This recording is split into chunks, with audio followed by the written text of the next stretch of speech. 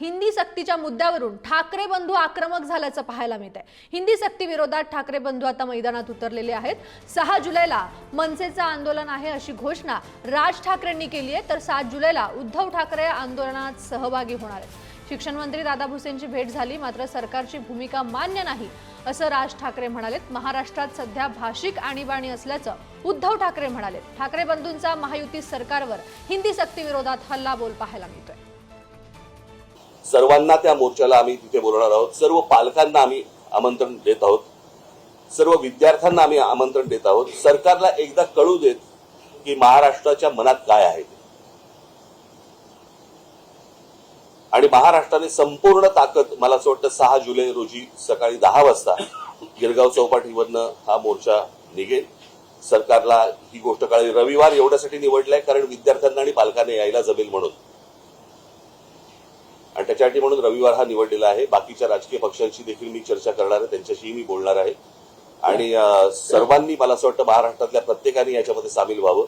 महाराष्ट्रातले राजकीय पक्ष म्हटलं आल्यानंतर ते पण आलेच ना, त्यांच्याशीही बोलणार, त्यांच्याही लोकांशी बोलणार, आमची माणसं त्यांच्याशी लोकांशी बोलणार। तुम्हाला आठवत असेल की ज्याच्यावरती इतके दिवस जे तुमचं जे चालू होतं ना सगळं, ते माझं वाक्य आपण लक्षात घ्या, कुठच्याही वादा आणि भांडणापेक्षा महाराष्ट्र मोठा आहे। हे तुम्हाला वाक्य 6 तारखेला कळेल। 7 जुलैला आझाद मैदानामध्ये धरणं आंदोलनाचा कार्यक्रम आम्ही करतोय। अधिवेशन त्यावेळेला चालू आहे।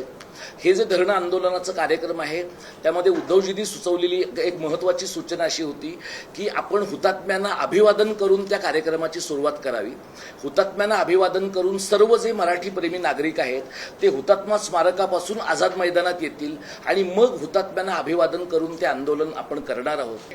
मी तमाम मराठी माणसांना पक्षीय भेदाभेद विसरून या लढ्यामध्ये सामील होण्याचं आवाहन करत आहे।